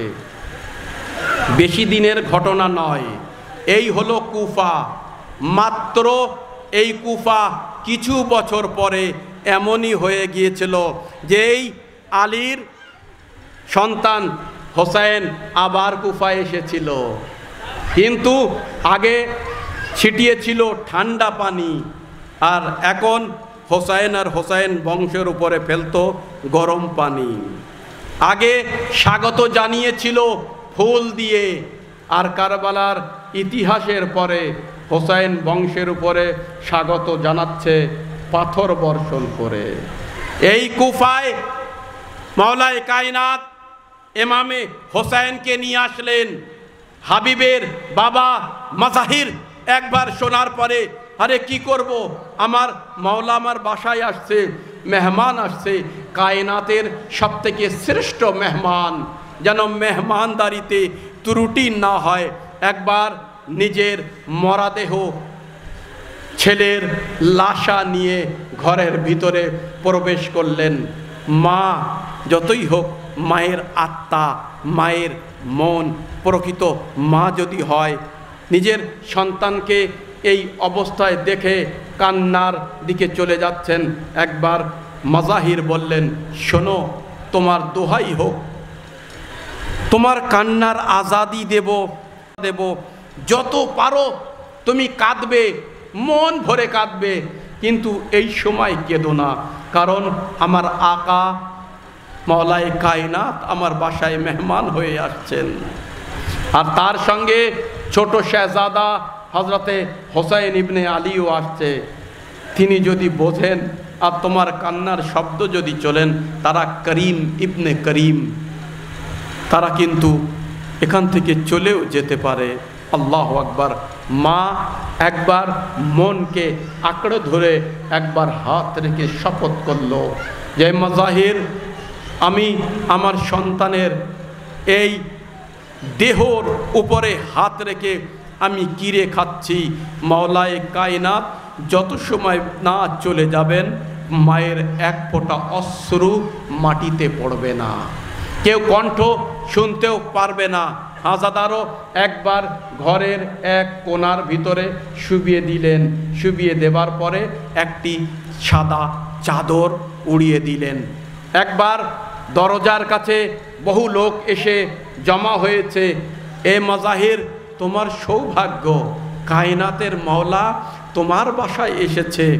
একবার হাবিব ইবনে মাজাহিরের বাবা দরজা খুললেন, নিজের গোলামদের নিয়ে, চাকরদের নিয়ে, কানিজদের নিয়ে, মাওলা স্বাগত জানাই আপনার ছোট্ট শেহজাদা নুরানি হোসাইন ইবনে আলী আকা, আপনাকেও স্বাগত জানাই। এই দিনের অপেক্ষায় বহু দিন থেকে ছিলাম যে কবে যে আপনি আমার এই গরিব বাসায় পায়ের ধুলি রাখবেন। মাওলা ভালো করে চিন্তা করে দেখুন, আজকে যদি যুগের ইমাম কারুর বাসায় পৌঁছে যায়, সেই সৌভাগ্য ব্যক্তি যদি আমরা কেউ হতে পারি, তাহলে কত আমাদের তাকদীর কিসমত হবে। একবার পুরো কুফাবাসী বলছে, আরে মাজাহির, তোর কপাল খুলে গেল যে আলী তোর বাসায় আজকে এসছে, তাও একা নয়, আজকে হোসাইন ইবনে আলীকেও নিয়ে এসছেন। জানাবে মাজাহির নিজের বাসায় যে স্থানটি বহু দিন থেকে মাওলার জন্যে তিনি রেডি করেছিল, সেই স্থানে মাওলাকে বসিয়ে দিলেন, ইমামে হোসেনকে বসিয়ে দিলেন। নিজের স্ত্রীকে বলছেন, আনো খাদ্য নিয়ে এসো। যত খাদ্য উনি পেরেছিলেন সকল খাদ্য সামনে, সুফরা সামনে, দস্তরখান বিছিয়ে গেল। একবার মাজাহির বলছেন, আকা বিসমিল্লাহ করুন, তানাবুল করুন, আপনি শুরু করুন। একবার মাওলায়ে কায়নাত ইমাম হোসাইন আলাইহিসসালামের দিকে তাকিয়ে বলছেন, এ বেটা বিসমিল্লাহ করো। একবার ইমামে হোসাইন এত জ্ঞানী ছিলেন, শরিয়ত মাফিক ছিলেন, মাসুম ইমাম ছিলেন, নিজের বাবার দিকে তাকিয়ে বলছেন, হে বাবা, এ আমার আকা, এ আমার মাওলা, আপনি তো জানেন আপনার যে মেজবান আপনাকে বলেছে আপনি শুরু করুন। যে আমাকে ডেকেছে, যে আমার মেজবান, সে তো এখনো আসেনি, সে তো একবারও বলেনি যে হোসেন শুরু করো, তাহলে আপনার হোসেন কিভাবে শুরু করব? মাজাহির থরথর করে কাঁপছে, চেহারার রং পরিবর্তন। ইলাহি, পাক পরবর্তীকার আমার সম্মান রাখ, কায়নাতের সবথেকে শ্রেষ্ঠ মেহমান, আর আমি কি উত্তর দেব? এ পাক পরবর্তীকার। হাজাদারও একবার মাজাহির মাওলার কাছে তাকিয়ে মাথা নত করে নিলেন। মাওলায়ে কায়নাত ইমাম হোসেনের দিকে বললেন, এ বেটা হোসেন, মেজবান বলছে, না মাওলা, এটা আপনার মেজবান, আমার মেজবান এখনো দেখা পর্যন্ত করেনি। হোসেন আত্মসম্মানীয় ছিল ছোটবেলা থেকে। হোসেন গায়রাতমন্দ ছিল। তাই কারবালায় হোসাইন ইবনে আলী যখন হযরতে আলী আসগর আলাইহিসসালামের পানি পান করার জন্য গিয়েছিলেন, একটি কথা বলেছিলেন, হয়তো বুক কেঁপে যাবে। বলেছিল, এ উমারে সাদ, তোর লস্করের কাছে এসে আমাকে ভিক্ষা চাইতে হচ্ছে। পানি দেয়নি হযরত আলী আসগরের জন্যে। শেষ পর্যায়ে গিয়ে তিনি এই অক্ষরটি বললেন, এ লস্করে ইয়াজিদ শোনো, তামাম নবীদের ভিতরে আত্মসম্মানের যদি উচ্চ কেউ থেকে থাকে সেটা আমার নানা হযরতে মুহাম্মদ ছিলেন। আর আমি আমার নানার থেকেও বেশি আত্মসম্মান আমি বলতাম না কখনো। কত মজবুর আমি আমার আলী আসগরের জন্যে, তাই এই বাক্যটি বলছি। শোন, এই ইয়াজিদি লস্কর এর মায়ের বুকের দুধ শুকিয়ে গিয়ে। হোসেন ছোটবেলা থেকে আত্মসম্মান ছিল সব থেকে। আহলে বায়তের ভিতরে এটাই দেখা যায়। ইমামে হোসেন একবার বললেন, এ বাবা, আমার যে মেজবান সে দেখা পর্যন্ত করিনি।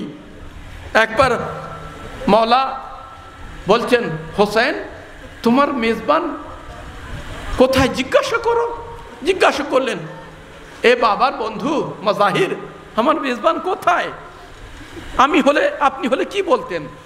একবার মাজাহির বললেন, এ আকা শেহজাদা, আপনার মেজবান ঘুমিয়ে আছে। মৃত্যুর আরেকটি নাম হলো ঘুমানো। এ মওলা, আপনার মেজবান ঘুমিয়ে আছে, আপনি খেয়ে নিন। হোসেন বললেন, না, হতেই পারে না। যে হোসেনের হাবিব হয়, আমাদের জন্য পেগাম কিন্তু মনে রাখবেন, যে হোসেনের হাবিব হয়, হোসেনের ডাকে সাড়া দেয় না এমন ঘুম দুনিয়ায় নেই।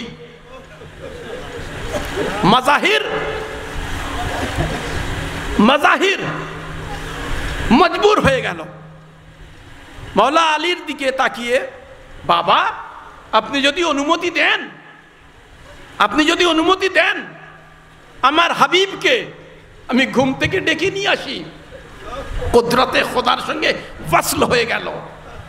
মাওলায়ে কায়নাত কম বেইজনি একবার অনুমতি দিলেন, যাও হোসেন তোমার হাবিবকে ডাকো। মাজাহির আগে আগে, এদিকে মায়ের বুক কাঁপছে। এলাহি সম্মান রাখি, নবীর নওয়াসা আমার বাসায় এসেছে, না খেয়ে যেন চলে না যায়। এ মাওলা আমি এখন কি করি? পাক পরওয়ারদিগার আমার সম্মান রাখিস। জাযাকুমুল্লাহ। আমি এখনো মাসাইবে আসেনি, আপনাদের চোখে অশ্রু ভরা।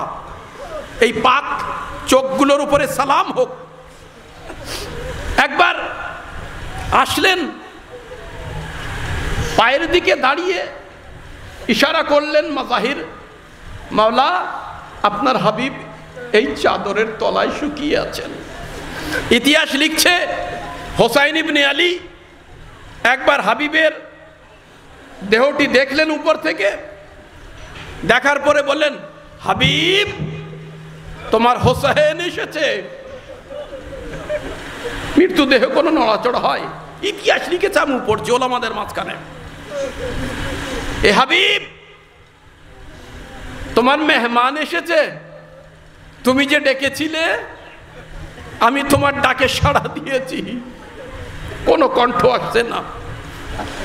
ওলামারা বলছেন যে তৃতীয়বার হোসাইন ইবনে আলী নাকি মাথার দিকে চলে গেলেন, কানে কানে কি বললেন, চাদর সরিয়ে হাবিবের কানে। তারপরে বলল, এ হাবিব তুমি কি সাড়া দিবে না? হাবিব ইবনে মাজাহিরের দেহ কেঁপে উঠলো, বসলো। লব্বেক ইয়া হোসেন, মাওলা ক্ষমা করে দেবেন, মজবুর ছিলাম, ঘুম এসে গিয়েছিল। এ মাওলা ক্ষমা করে দেবেন। ওলামাদের কাছে জিজ্ঞাসা করা হয় যে হাবিবের কানে হোসেন কি বলেছিলেন? হাবিব আর হোসেন ছাড়া এর রাজ কেউ জানে না, কিন্তু বুজুর্গ ওলামারা বলছে হয়তো হাবিবের কানে বলেছিলেন, এ হাবিব, আরে কারবালার ময়দান, আর আমি অসহায়, আমার জাইনাবের রাস্তা তুমি, জাইনাব তোমাকে ডাকছে। হাবিব হয়তো বললেন, লাব্বাইক ইয়া হোসেন। আজাদারো কারবালার ময়দানে ৮০,০০০ সৈন্য, ভিন্ন রেবায়াত ১০,০০০, ৩০,০০০, ৩৫,০০০, ৮০,০০০, ১ লাখ পর্যন্ত। যাই হোক, সৈন্যর উপরে সৈন্য আসছে, কিন্তু আজীব ভাবে আসছে। উমরে সাদের ফরমান দেওয়া হলো, উমরে সাদ, সৈন্য যেন কারবালায় চুপচাপ না আসে, এমন ভাবে কারবালায় যেন আসে আতঙ্ক হয়ে যায়। হোসাইনের পরিবারে যেসব নারীরা আছে তাদের বুকের দুধ যেন আতঙ্কে শুকিয়ে যায়। রিজন বুঝলেন? রবাবের মজবুরি। হে উমরে সাদ, ১,০০০ সৈন্য, ২,০০০, ১০০, ২০০ যে দলগুলো কারবালায় প্রবেশ করে, কারবালায় আসার আগে তাদের বলো তারা যেন চিৎকার করতে করতে আসে, বর্ষা যেন মাটিতে মারতে মারতে আসে, নইলে তলোয়ার বার করে ঢালে বাজাতে বাজাতে আসে। আর যখন খেমার পাশ দিয়ে যাবে, ঘোড়ার পাগুলো দাপটে দাপটে যেন যায়, যেন হোসাইন পরিবারের মা বোনেরা আতঙ্কে কাঁপে। আল্লাহু আকবার। খুঁখার কারবালা, চারিদিক শত্রু আর শত্রু, নেজা, বর্ষা, অসহায় হোসেন আর মহিলা, লস্করের উপরে সৈন্যর উপরে সৈন্য, ইয়েজিদি বেড়ে যাচ্ছে। ছোট ছোট শিশুরা মায়েদের আঁচল ধরে, আম্মা শুনেছি ৩,০০০-এর লস্কর এসেছে। হে আম্মা, ৪,০০০-এর লস্কর। আজাদারও কারুর সন্তান এমন কারবালা যেন না দেখে, বুঝবেন না, আমরা শুনেও বুঝতে পারবো না।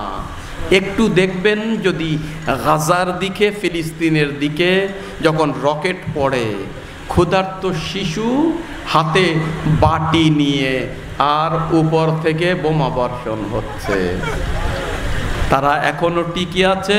কারণ গাজাবাসীরা একটাই কথা বলে, আমরা কারবালার সকিনা থেকে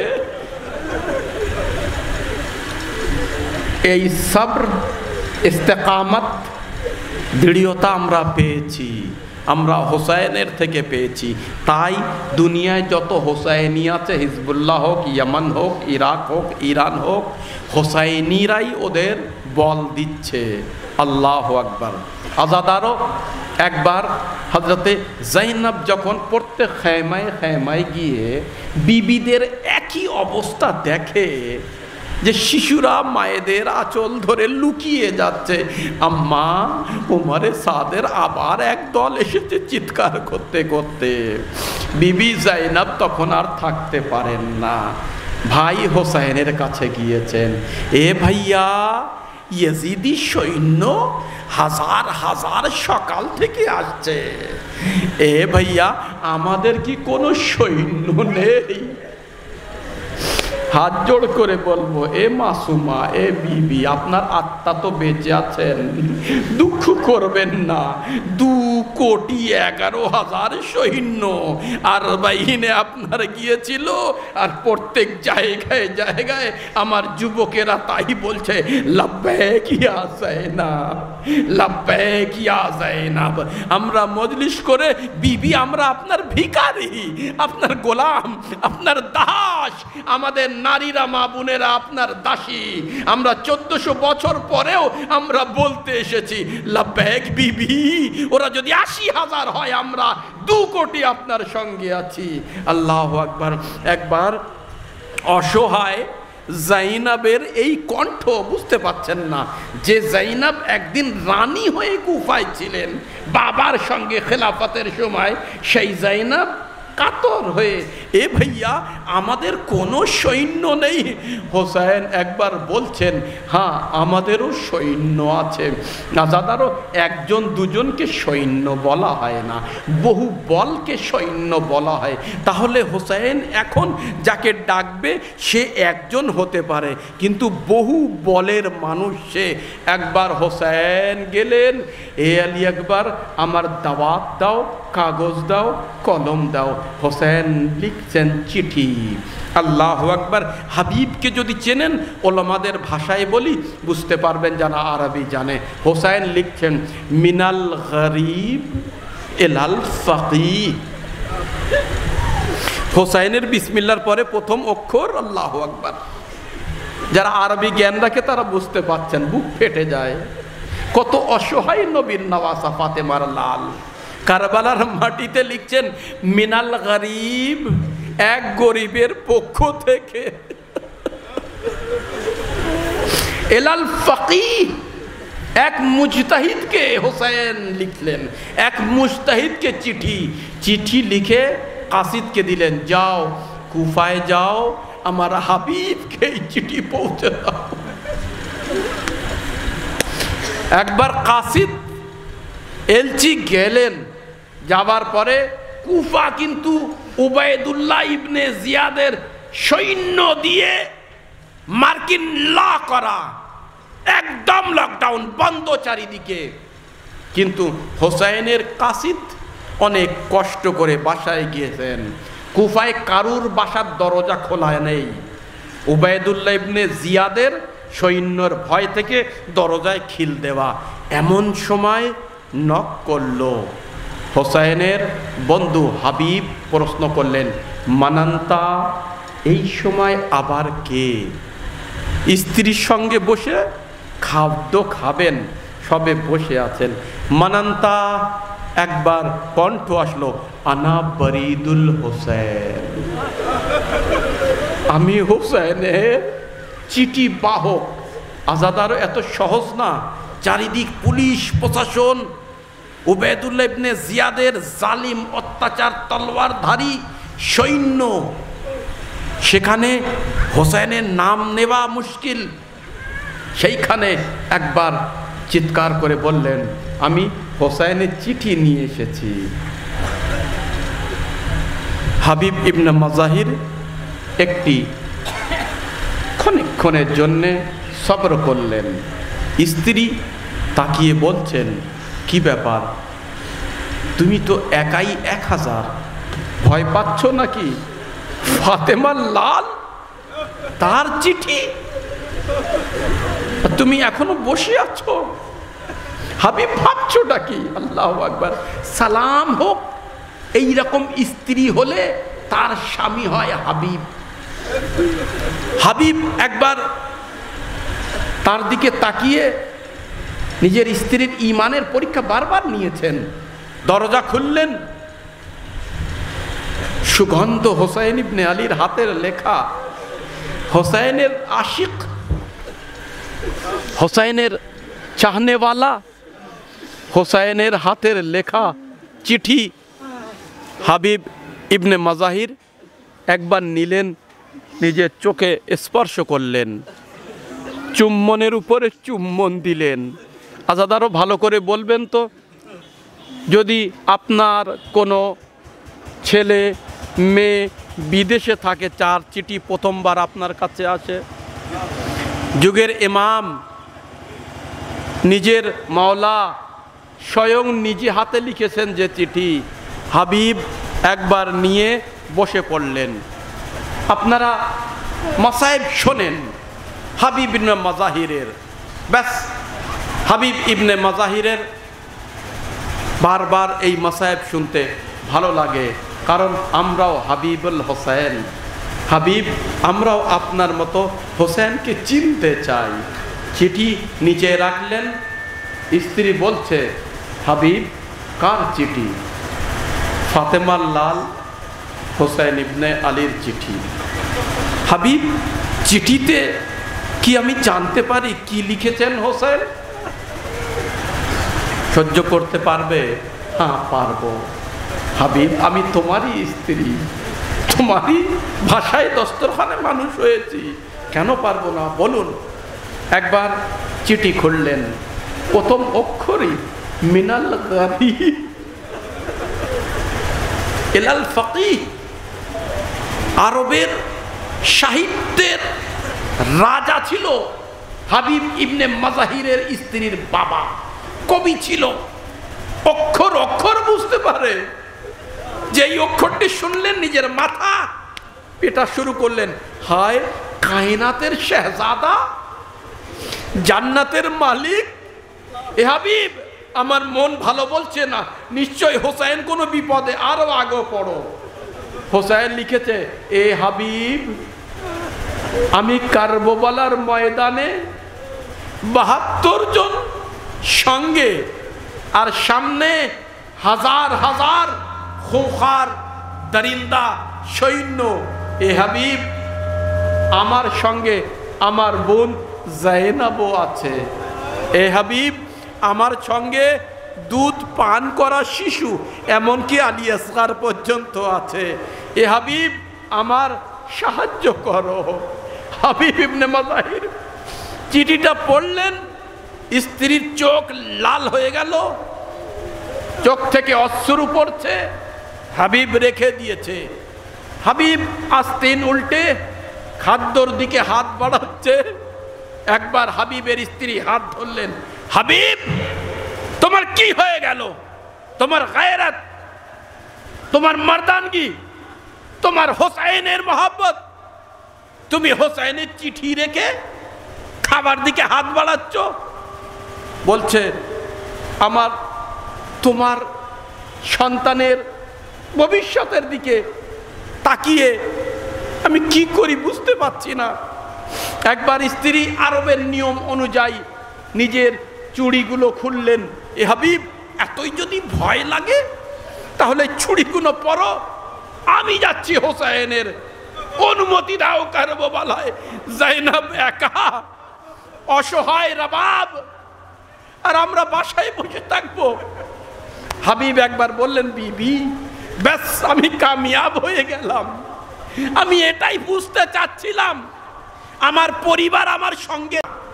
আজাদারও নিজের গোলামকে বলল, গোলাম এদিকে এসো। গোলাম চলে আসলো, শোনো আমার এই পর্তুগালি ঘোড়া, আমার এই ওয়াফাদার ঘোড়ার ভিতরে পর্তুগালি ঘোড়াকে নিয়ে এসো, যে ঘোড়া হাবিবের ইশারা বুঝতো। হাবিবের ইশারা বোঝা ঘোড়াকে বাছাই করলেন, যাও একে নিয়ে কুফার বাইরে একে দানা ঘাস খাওয়ানোর বাহানায় কুফার বাইরে, কারণ কুফায় চারিদিক উবাইদুল্লাহ ইবনে জিয়াদের সৈন্যরা যেতেই দেবে না কারবালার দিকে, ওখানে গিয়ে অপেক্ষা করো, আমিও একা একা চলে আসছি ওদিকে। আল্লাহু আকবার। এদিক গোলাম সৈন্যদের বেচে এদিকে ওদিকে হয়ে এ গলি ও গলি কুফার বাইরে নিয়ে দাঁড়ালো, কিন্তু ঘোড়া যেন ছটফট করছে, এমন মনে হচ্ছে মালিকের বন্ধুর বেদনা পশু বুঝতে পারছে। কুফায় দাঁড়িয়ে ও যেন কারবালার স্মৃতি দেখছে। একবার গোলাম বলল, এ আমার আকার সব থেকে ওয়াফাদার ঘোড়া, বলতো আমার মাওলা আমার মালিক হাবিব এত লেট করছে, আমি কি আর করতে পারি? তোর যেন সবরই হচ্ছে না, কে যেন মুসিবতে পড়ে আছে, পশুরা জানে খবর রাখে, তুই এমন ছটপট করছিস যাওয়ার জন্যে। শোন, যদি আমার আকা আমার মালিক হাবিব আসতে লেট করে, তাহলে হাবিব আমার মালিকের বন্ধু হোসাইনের সাহায্য করতে আমি তোর পিঠে চড়ে তোকে নিয়ে চলে যাব। আল্লাহু আকবার। এই সময় একবার হাবিব পিছন থেকে আবির্ভাব হলেন, এ আমার ওয়াফাদার দাস, এ আমার ওয়াফাদার গোলাম, তুই যে একবার হোসাইনের সাহায্য করার কথা বলেছিস, আমার আত্মা ভিজে গিয়েছে। হ্যাঁ আজাদারও, এ আমার ঘোড়া, চোখের অশ্রু আমার মাথায় থাক। তুই একটি পশু হতে পারিস, কিন্তু এত ওয়াফাদার যে আমার হোসাইনের মাজলুমিয়াতকে বুঝে ছটপট করছি। হ্যাঁ, হাবিব ইবনে মাজাহির ঘোড়ায় বসে কারবালার মাটি চারিদিকে ইয়েজিদের সৈন্য দিয়ে গণ্ডি দেওয়া, কেউ যেন না যেতে পারে। ইতিহাস লিখছে হাবিব ইবনে মাজাহির আসাদি বংশের ব্যক্তি ছিলেন, ক্ষমতা বীর ছিলেন।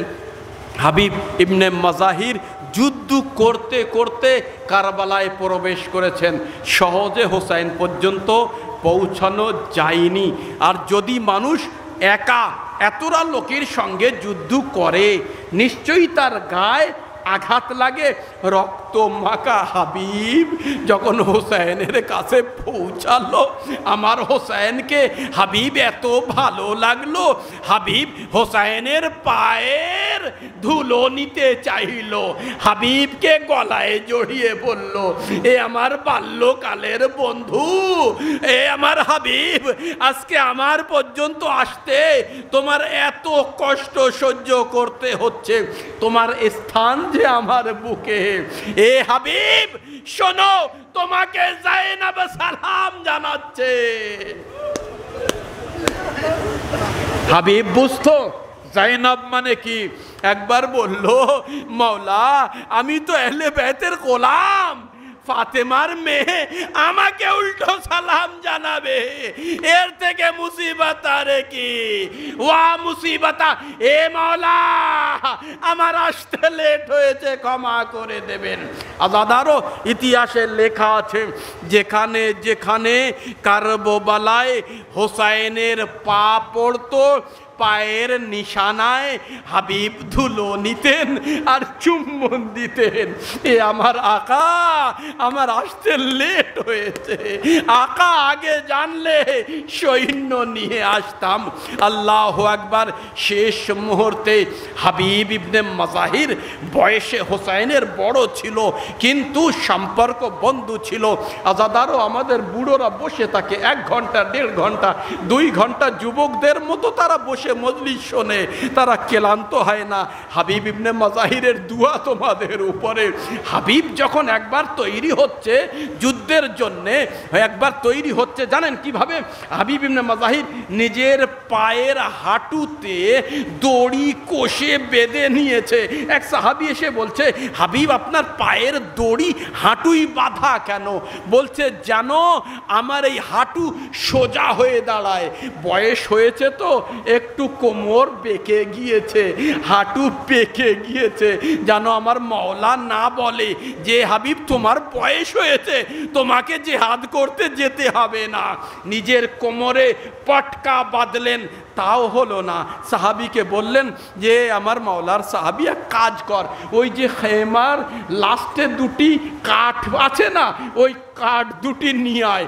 ওই কাঠ 2টি নিয়ে আসলো, জামার ভিতরে 2 সাইডে 2টি কাঠ আর বেঁধে আমাকে এমন ভাবে বেঁধে দে যেন হোসাইনের সামনে গিয়ে বলতে পারি, এ আকা আমি এখনো যুবক আছি, আমি সাহায্য করতে চাই।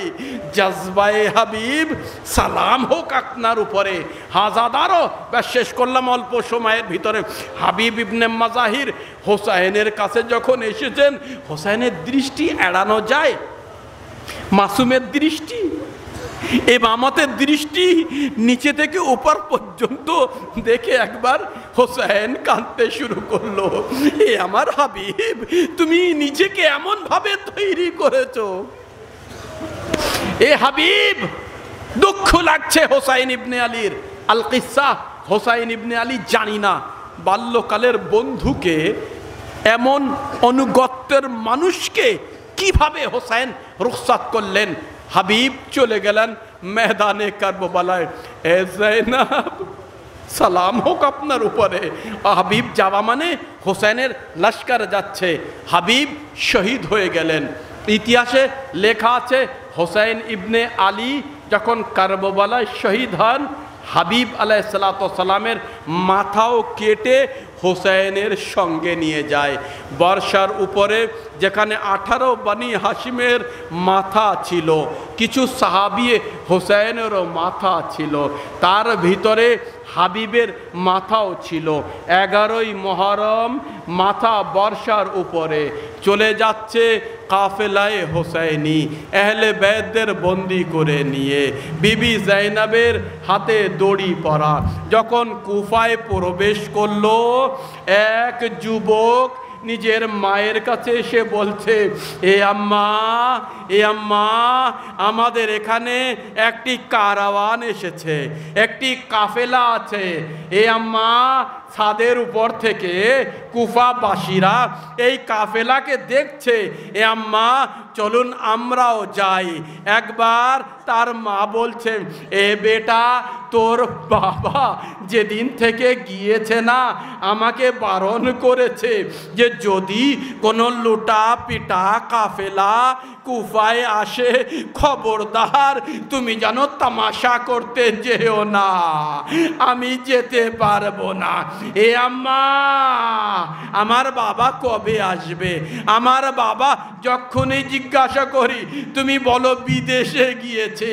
আমার বাবা আমাকে এত ভালোবাসতো, সকাল হলে আমাকে দেখে চুম্বন দিতেন, রাত্রে ঘুমানোর সময় আমাকে চুম্বন দিয়ে তারপরে ঘুমাতেন।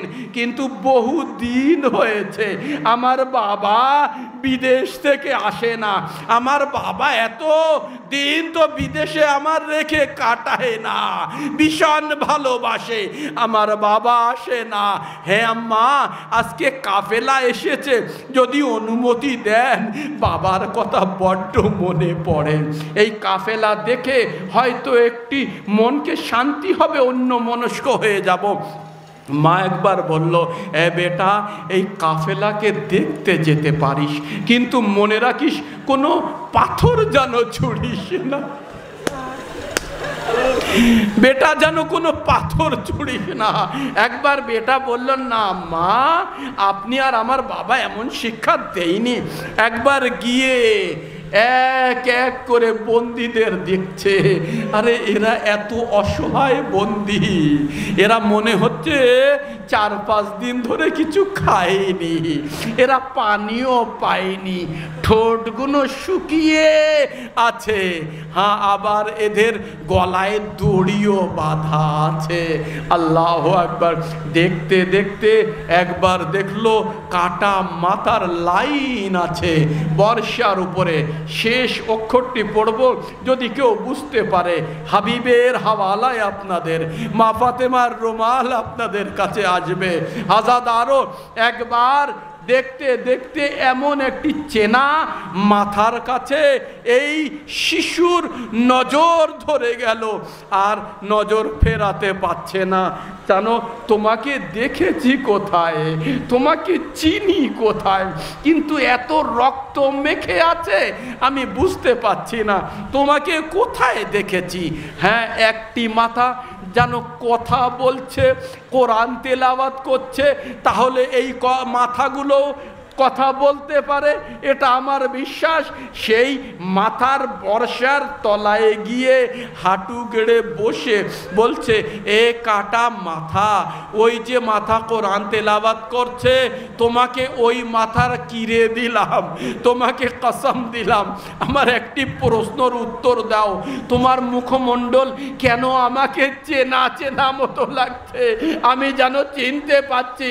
একবার হাবিব ইবনে মাজাহিরের কাটা মাথার মুখ থেকে শব্দ আসলো, এ আমার লাল, এ আমার বেটা, আমি তোর বাবা হাবিব ইবনে মাজাহির।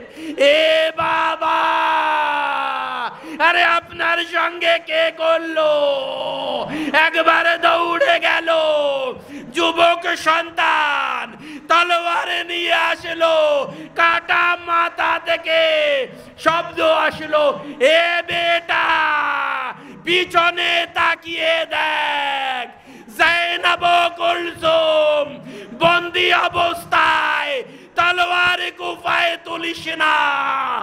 একবার উমারে সাদের কাছে গিয়ে বলল, এ উমারে সাদ, এ উমারে সাদ, এই কাটা মাথার ভিতরে একটি মাথা আমি নিতে চাই, কিছুক্ষণের জন্য আমার বাসায় নিয়ে যেতে চাই।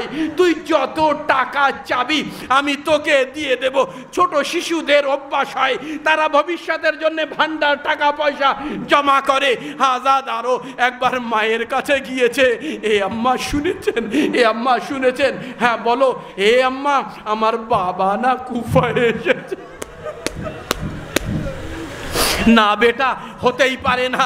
তোর বাবা কুফায় আসবে আর এসে দর্শন করবে না? তোর বাবা কুফায় আসবে আর এসে আমার খবর নেবে না? এ আম্মা বিশ্বাস করেন, বাবা কুফায় এসেছে। আম্মা আপনার আঁচল খুলি দেখি কত টাকা আছে, আম্মা কত পয়সা আছে। যত জমানো পয়সা শিশু নিজের আর আম্মার কাছ থেকে নিয়ে একবার চলে গেল। এ ওমরে সাদ, ক্ষণেকের জন্যই মাথাটা দিয়ে দে। এই মাথাটা, এই মাথা তোর কি হয় জানি না, চেনা চেনা মতো লাগছে। মাথাটা নিয়ে তাস্ত নিয়ে একবার বাসায় চলে গেল। মাথাটা তাস্তের উপরে রেখে রুমাল ভিজিয়ে, ও আমার বাবা, এত বীর পুরুষ বাবা, ও আমার সেজদাকারী বাবা, ও আমার হুসেনের আশিক বাবা, আমাকে ক্ষমা করে দিও।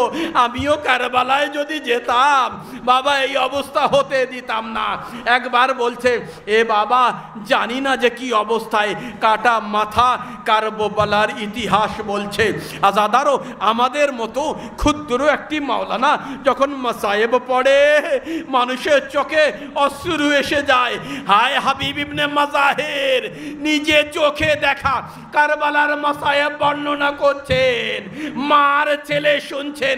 একবার বলছেন, এ বেটা, এ বেটা, কারবালায় হক আদা হয়নি। এ বাবা কেন? এ বেটা, অসহায় ফাতেমার সন্তানদের লাশ। আজাদারও, এ বাবা, আপনারও কি লাশা বেগোরো কাফন পড়ে আছে? হ্যাঁ বেটা, আমারও লাশা বেগোরো কাফন পড়ে আছে। হ্যাঁ আজাদারও, উমারে সাদের লস্কর আসলো, মাথা ফিরিয়ে নিয়ে চলে গেল। এ সন্তান কিছুতেই দেবে না, কিন্তু মজবুর দিয়ে দিল।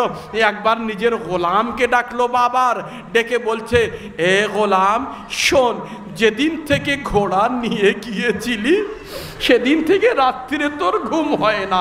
সঠিক কথা বলতো দেখি কি বলছে? জানি না মাওলা যে কোথায় গিয়েছেন, মাওলা যে কার সাহায্য করতে। ঘোড়া এমন ভাবে বেকুল হয়েছিল। আমি একবার ঘোড়াকে বলেছিলাম, যদি আমার মালিক না আসে আমি কারবালায় যাব, মালিকের বন্ধুর সাহায্য। বলছে, আমার বাবার দাস, আজকে কারবালায় যাওয়ার তোর সুযোগ করে দিচ্ছি। এই নে কাফন, আমার বাবার হাবিবের লাশা কারবালায় বেগোরো কাফন পড়ে আছে। আরে তুই কাফন দিয়ে আসবি, আমি তোকে মুক্ত করে দিব সারা জীবনের জন্যে। একটি শর্ত, কাফন পরিয়ে আয়। একবার ঘোড়া দিয়ে দিলে হাবিবের গোলাম কাফন নিয়ে, একটি ঘোড়া নিয়ে বাস শেষ করলাম মাসায়েব। কারবালায় চলে গেল, সন্ধ্যা হলো। আরে গোলাম চলে আসলো, হাবিবের ছেলে খুশি হয়ে স্বাগত জানালো, এ আমার বাবার গোলাম, যা তোকে আজাদ করে দিলাম। নিশ্চয় আমার বাবা হাবিবকে কাফন পরিয়ে এসেছিস। গোলাম একবার নিজের জামার ভিতর থেকে কাফন বার করে বলল, না কাজাদা, আমি আপনার বাবার কাটা দেহে কাফন পরাতে পারলাম না, আমি ক্ষমা চাই। আরে বাবার গোলাম, কেন কাফন পরাসিনি? এ মাওলা, আমি কাফন নিয়ে গিয়েছিলাম, কিন্তু সত্যি করে বলেন আপনার বাবার লাশাকে কাফন দেব না এক দুঃখিনী মা এক লাশাকে নিয়ে আরে বয়ান করছে, ও আমার হোসেন যাতা পিসাই করে পালন করেছি, কাফনও জুটিনি, আমার হোসেন বিনা কাফনে আপনার বাবাকে কাফনে কিভাবে পরায়। ইন্না লিল্লাহ ওয়া ইন্না ইলাইহি রাজিউন। রেজান বেকাদাহি তসলিমান লিআমরি। পাক পরওয়ারদিগার বিহাক্কে মুহাম্মদ ওয়ালি মুহাম্মদ আমাদের হাবিব ইবনে মাজাহিরের মতো হোসাইনের মহব্বত করার তৌফিক দান করো। তাদের উপরে নিজের রহমত বরকত অবতীর্ণ করো। পাক পরওয়ারদিগার আমাদের সে দাদা হোসেন ইবনে আলীর আজাদারিতে আছেন, জানি না আমাদের আশেপাশে কোথায় বিবি ফাতেমা ঘুরছেন। আমাদের এই পুরসাকে গ্রহণ করে নিও, এই অশ্রুকে গ্রহণ করে নিও। রব্বে তাকাব্বাল মিন্না ইন্নাকা আনতাস সামিউদ দুআ। আল্লাহুম্মা আজ্জিল লিওয়ালিয়াকাল ফরাজ। মাতামে হোসেন ইয়া হোসেন।